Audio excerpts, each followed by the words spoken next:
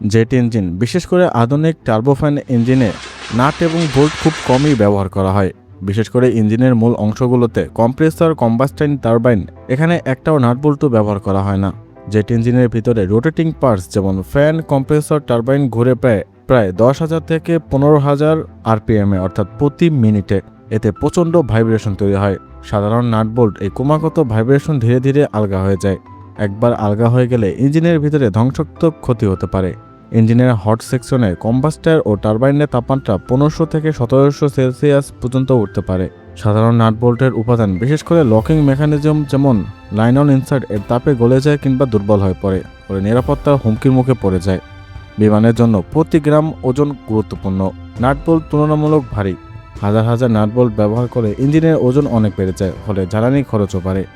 Jet ইঞ্জিনের load cycling চাপের বারবার পরিবর্তন খুব বেশি।